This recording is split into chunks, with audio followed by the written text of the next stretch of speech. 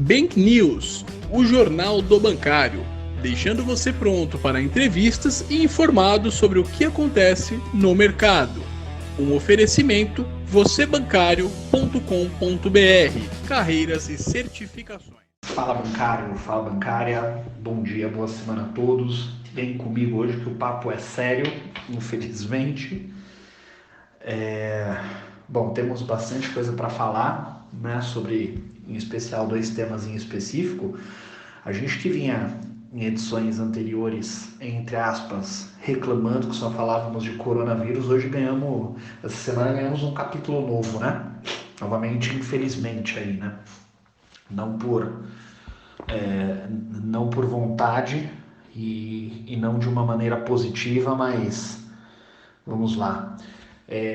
Então, vou falar um pouquinho aí com vocês sobre a queda do Ibovespa na sexta-feira, né? Além do desempenho em torno da semana, muito voltado com a questão do que aconteceu e o iminente crise política que possa vir, né? Falar um pouquinho também de um plano chamado Pró-Brasil e o risco de isso gerar uma nova crise política de Bolsonaro junto a Paulo Guedes. Eu vou explicar o porquê, tá? Vamos falar um pouquinho sobre os dados, atualizar os dados do coronavírus no Brasil, falar de câmbio e juros como de costume e atualizar algumas coisas em relação à nossa agenda para a semana, tá bom? Então vamos lá, pessoal. Bom, o Ibovespa vinha bem até quinta-feira, né? Apesar de andar de lado, e quando eu digo andar de lado, eu quero dizer pros padrões crise, né? Porque os avanços que nós vamos tendo, que temos tido essa semana, seria normal num cenário comum, né? Num cenário de alta volatilidade como o coronavírus, a gente já começa a falar que uma alta de 1, 2, 3% no dia é andar de lado, né? Mas vínhamos andando de lado, entre aspas, chegando na quinta-feira acima dos 80 mil pontos, o que poderia representar uma recuperação, né? A gente vê duas bandas aí onde o Ibovespa fica balançando, aqui entre os 75, 73 mil pontos e 80. Havia uma possibilidade de a gente superar os 80, abrindo um viés de alta, né? Mas na sexta-feira veio o fato da demissão do nosso ministro Moro, trazendo os mercados para baixo, encerrando a semana com queda de 4,6% aos 75.330 pontos, né? Fica nítido, né, pessoal? O Brasil não é para amadores, né?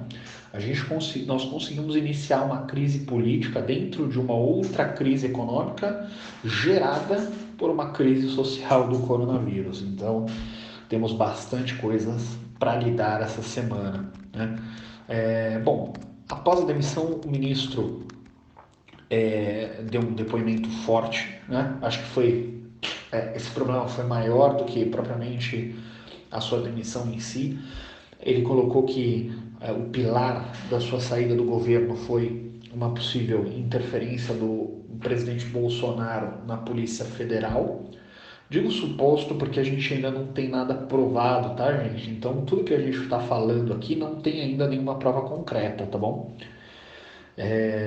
Então, ele supôs que o presidente tem feito intervenções ou tem por intuito fazer intervenções na Polícia Federal e todos sabem, o Sérgio Moro foi o algoz aí do PT no capítulo marcado pela nossa história da Lava Jato, e num momento mais acalorado da sua entrevista ele chegou a dizer que a manutenção da autonomia da Polícia Federal pelo PT foi o que permitiu a Lava Jato avançar tanto, e que ele não admitiria uma intervenção nesta magnitude na Polícia Federal, o que abriu pretexto para que os apoiadores do governo nos chamassem o ministro de traidor, né? Muito em função, não é coronavírus, tá, turma? Porque é rinite, mas vamos lá. Muito em função de que, poxa vida, o ministro Moro foi tão crítico ao governo PT e de repente ele coloca uma afirmação dessa, né? O pessoal, a base de apoiadores e eleitores do Bolsonaro, apesar de ter dado uma dividida forte, né? Como pode ser visto aí nas redes sociais, aqueles que permaneceram fiel ao presidente fizeram essa crítica. E o presidente fez uma entrevista às 17 horas, um discurso por muitos considerado um pouco confuso, mas o que deu para ser aproveitado foi de que ele afirmou que é prerrogativa do cargo dele fazer demissões e admitir sem que necessariamente tenha que dar satisfação sobre isso, né? E que a demissão de Valeixo se dava em função da ineficiência em algumas investigações e muitas delas corroborada pelo ex-ministro Sérgio Moro, né? E incluindo a tentativa de assassinato que ele sofreu, a facada na barriga, momento icônico aí da campanha eleitoral, né? Bom, pessoal, em resumo, a grande preocupação em relação a isso é uma crise política que isso pode gerar. A alegação do Moro para que o Bolsonaro buscasse intervenção na Polícia Federal é o receio de que estava rolando um processo de impeachment do presidente no Supremo Tribunal Federal, né? Só que jogadas claras desta forma, né, que há um interesse na demissão de Valeixo, da Polícia Federal, pode de repente dar munição para um eventual processo de impeachment que de fato esteja acontecendo, né? E isso preocupa, porque um impeachment do nosso presidente nesse momento seria o pior que poderia acontecer no sentido de volatilidade. Então a volatilidade ela tende a aumentar muito com essa expectativa, né? Nós estávamos num cenário de baixa previsibilidade, porém essa previsibilidade ela vinha melhorando na medida em que os países atingem o pico da infecção e começam a passar para um cenário de redução, de recuperação, algumas economias abrindo, então o nosso mercado vinha acalmando. A gente comentou sobre isso na edição passada, né, sobre o índice VIX que eu trouxe para vocês e o índice do pânico que vinha reduzindo, o mercado vinha ganhando previsibilidade e agora com uma possível crise política voltamos a uma perspectiva de futuro imprevisível, né?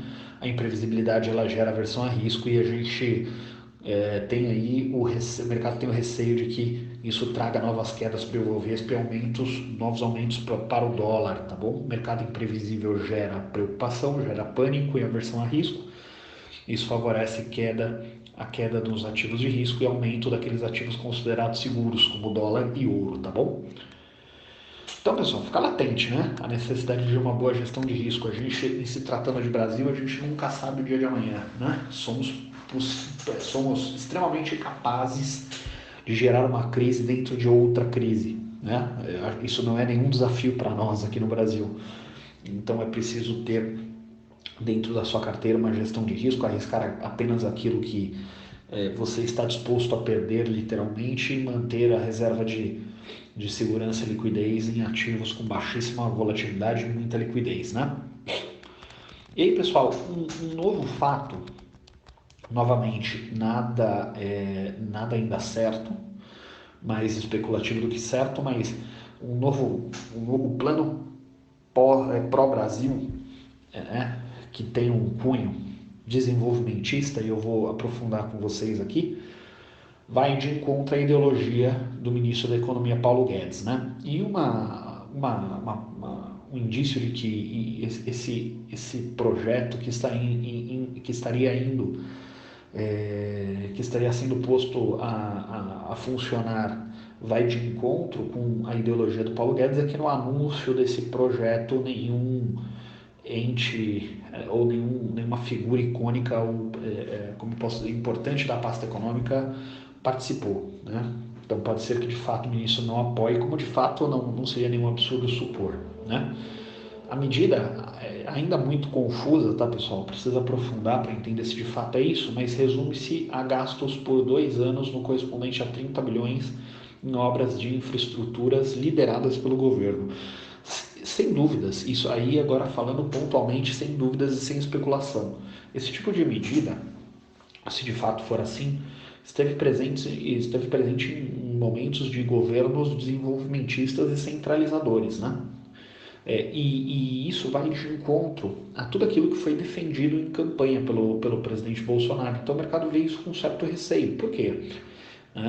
Porque defendeu, primeiro porque, obviamente, vai de encontro, aparentemente de encontro à ideologia do ministro Paulo Guedes, né? Mas mais do que isso, a gente vai ter um problema esse ano de queda circunstancial na receita do governo, porque a atividade econômica vai recuar de 5 a 10%, provavelmente, como o mercado estima, o PIB, né?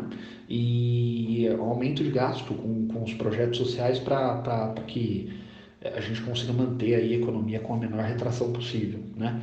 Isso por si só já vai gerar um aumento de liquidez na economia,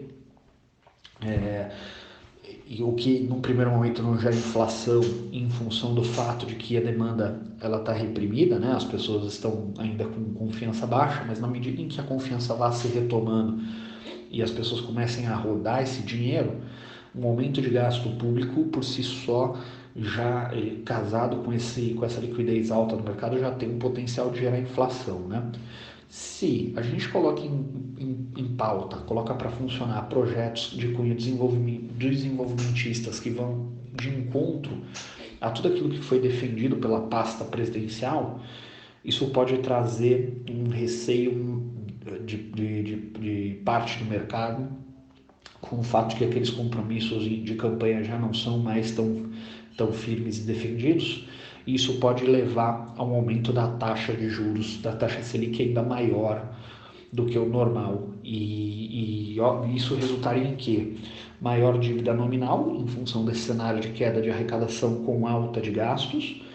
Com maior taxa de juros, o serviço da dívida ele volta a ser extremamente elevado e tudo aquilo que a gente vem construindo no sentido de reformulação fiscal se perde e se atrasa alguns anos, né?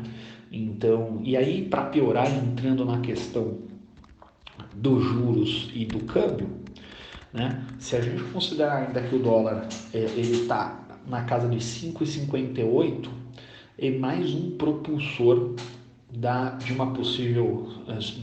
um possível surto inflacionário que pode ocorrer e que nos remete aí a um cenário histórico no qual supunhamos já ter superado, né? Então é um fato para a gente ficar atento aí, tá bom? Então, falando de câmbio, pessoal, como a gente adentrou aqui, o câmbio fechou em 5,58, né? E a crise política, como eu disse, pode fazer com que esse câmbio suba ainda mais, né? Isso pelo menos é o que o mercado estima, tá bom? E isso pode auxiliar também num cenário pós-coronavírus, de uma inflação um pouco mais alta, de juros subindo bastante. Isso inclusive ajudou a curva de juros ao longo da semana a abrir, né? Ou seja, a espera de um juros futuros maior do que era estimado anteriormente, tá bom? Então, temas para a gente se preocupar no pós-coronavírus. Falando de coronavírus no Brasil, aí sim, voltando ao coronavírus, com muito menos espaço em nossa coluna aqui semanal, feliz e infelizmente, né? Atingiu, até domingo, quando eu levantei os dados, a casa de 61.888 casos, com 29.160 recuperados e 4.205 mortes no país. Ao redor do mundo, nós temos 2,95 milhões de casos, né? Muita coisa, com 861 mil recuperados e 205 mil mortos, tá bom? Então, como falamos pouquíssimo do coronavírus aqui, por hora, nenhuma notícia positiva em relação a medicamento ou vacina. Aliás, pelo contrário, tinha um medicamento, agora não vou me recordar o nome, pessoal, mas que estava em fases bastante avançadas nos Estados Unidos e que em um dos testes finais aí decepcionou, né? E era uma coisa que o mercado estava esperando, que poderia sair um tratamento em potencial e não deu certo. Então, seguimos aí com esse tema ainda bastante em aberto, tá bom? Na agenda para a semana, focando no Brasil, na segunda-feira nós temos a divulgação de dados, de um dado pela FGV da confiança do consumidor, né? Importante para a gente ver como que o consumidor está esperando que o Brasil vai reagir a essa crise do coronavírus e agora a crise política, né? Apesar de que acho que a gente ainda não vai pegar nesse dado a crise política, né? Provavelmente no próximo indicador, tá? Boletim Focus como de costume, dados das criações formais de emprego no Brasil. E ao longo da semana, a gente tem o dado do IPCA 15, que é uma espécie de prévio do IPCA oficial, né? Resultado primário do governo federal e taxa de desemprego nacional, né? Isso são reflexos dos meses de maio e abril, o que já nos dá aí uma certa visão dos reflexos da crise do coronavírus no Brasil. Tá bom, pessoal? Em resumo é isso. Boa semana a todos. Continuem cuidando da saúde, mas aguardem uma semana, infelizmente, de volatilidade, a não ser que algo nos surpreenda positivamente. Novamente, em se tratando de Brasil, cenário atual em alta imprevisibilidade, não tem como a gente cravar nada. Novamente, volto ao exemplo da nossa edição anterior. Falávamos da queda da imprevisibilidade, da redução do índice de pânico, né, na retomada dos mercados, e no Brasil em específico, uma nova crise aí nos traz uma realidade totalmente diferente, né? Mas vamos nessa, pessoal. Um abraço, boa sorte a todos e vamos lá. Essa foi mais uma edição do Bank News, o Jornal do Bancário. Se esse vídeo e os nossos conteúdos estão fazendo sentido para você e te ajudando, compartilhe com o pessoal da sua agência, ajude a gente a atingir mais pessoas para que consigamos construir um mercado melhor. Nos comentários, seja no Spotify, Google Cast ou no YouTube, vocês vão ver as nossas redes sociais. Sigam a Você Bancário, mandem suas perguntas e em breve vocês verão a revolução que faremos na sua carreira. Um grande abraço e uma excelente semana de negócios.